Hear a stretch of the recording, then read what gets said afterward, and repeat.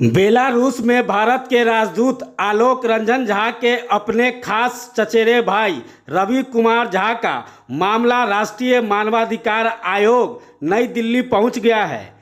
जानकारी हो कि पूर्वी चंपारण जिले के कुंडवा चैनपुर थाना के तेलहरा कला गांव के निवासी विनोदानंद झा के पुत्र रवि कुमार झा, जो पेशे से इंजीनियर है, जिन्हें चेन्नई के एक कंपनी ने काम के लिए बुलाया था और ट्रेनिंग करवाया था। ट्रेनिंग के बाद उन्हें सेल्समैन का काम दिया गया, लेकिन वे उस कंपनी में नौकरी नहीं किए। तब वे अपने घर लौटने के लिए चेन्नई के एक होटल में रुक गए।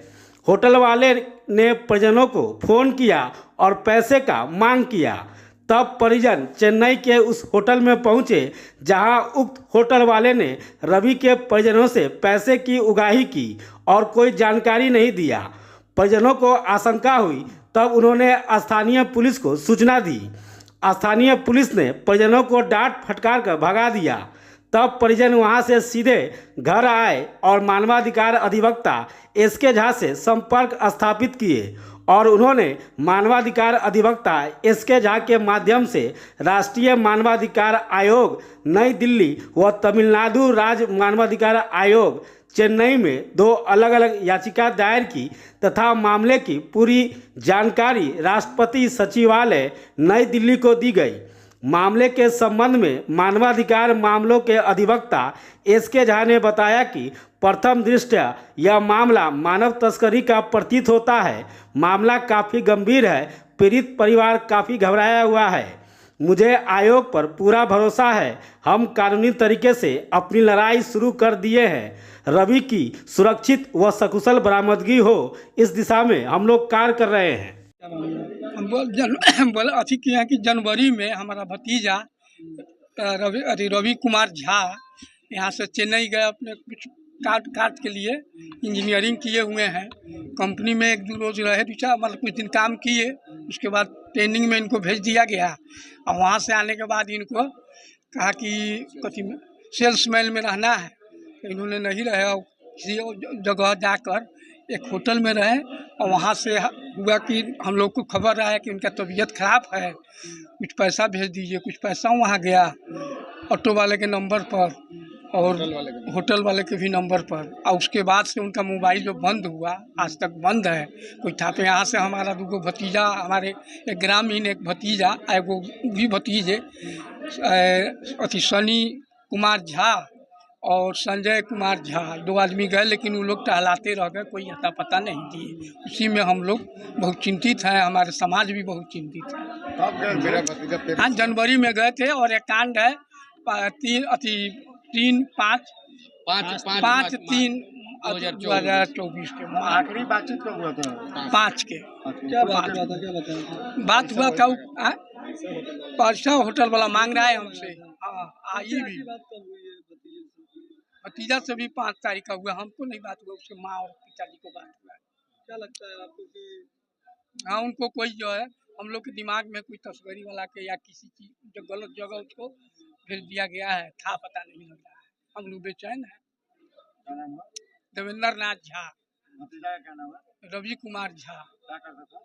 इंजीनियरिंग पास है, गया अपने काज के लिए। उसके बाद में हम है मोतिहारी तेलहरा कला थाना कुंडवा चैनपुर पूर्वी चंपारण।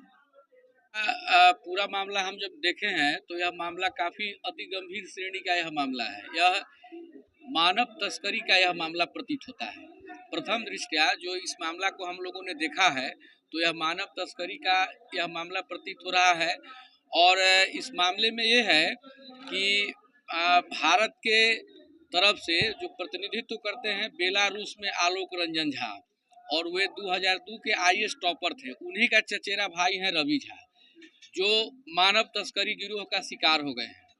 ये इंजीनियरिंग की पढ़ाई किए थे, नौकरी की तलाश में थे। चेन्नई के किसी कंपनी में इनको नौकरी लगी और उसमें कंपनी के द्वारा इनको ट्रेनिंग भी कराया गया और इनको काम दिया गया सेल्समैन का। इन्होंने सेल्समैन का काम करने से इनकार कर दिया।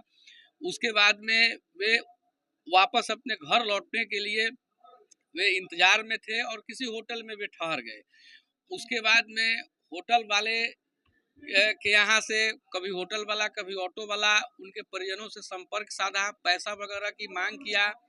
यहाँ से लोगों को चिंता हुआ, पैसा भी यहाँ से बहुत सारा पैसा भी गया। उसके बाद में जब यहाँ से जब गए हैं होटल पर देखने के लिए, तो होटल वाला 4-5 दिनों तक इन लोगों को घुमाया कि आज मिलवा देते हैं, कल मिलवा देते हैं, फलाने जगह रखे हुए हैं, इस जगह रखने हैं। इन लोगों को गफलत में डाल दिया। इन लोगों को जब शक हुआ तो इन लोग स्थानीय पुलिस को भी खबर किया, लेकिन स्थानीय पुलिस ने कोई मामले में दिलचस्पी नहीं लिया। यहाँ तक कि परिजनों के द्वारा कहा गया कि भाई हम राजदूत, हमारे परिवार से जो हैं सो बेलारूस में राजदूत हैं, हम उस परिवार के व्यक्ति हैं, हमारी मदद कीजिए, लेकिन किसी ने कोई जो है सो मदद नहीं किया। उसके बाद में ये लोग आज दौड़े दौड़े आए हैं हमारे पास में। तो हमने इस मामले को लेकर के 2 कमीशन के पास में हमने रीट पिटीशन फाइल किया है। एक नेशनल ह्यूमन राइट कमीशन नई दिल्ली के समक्ष में हमने याचिका लगाई है, और एक तमिलनाडु कमीशन के समक्ष में हमने याचिका लगाई है। और दोनों कमीशन को हमने जांच करने का हमने अनुरोध किया है कि मामला बहुत ही संदेहास्पद प्रतीत हो रहा है, और इसमें भारत सरकार को भी हम अभी भेज रहे हैं, प्रधानमंत्री कार्यालय को, कि भारत के जो इतने बड़े आईएएस अधिकारी जो बेलारूस में कार्य कर रहे हैं, उनके परिवार के साथ इस ढंग की कार्य हो रही है, तो हम प्रधानमंत्री कार्यालय को भी हमने सूचित कर दिया है। और उसके बाद में अब हम देखते हैं कि अगर यह मामला में अगर कुछ पुलिस, तमिलनाडु पुलिस के द्वारा अगर कार्रवाई की जा रही है तो ठीक है, नहीं तो हम 15 दिनों के बाद में हम सुप्रीम कोर्ट ऑफ इंडिया में मैं खुद जाऊंगा।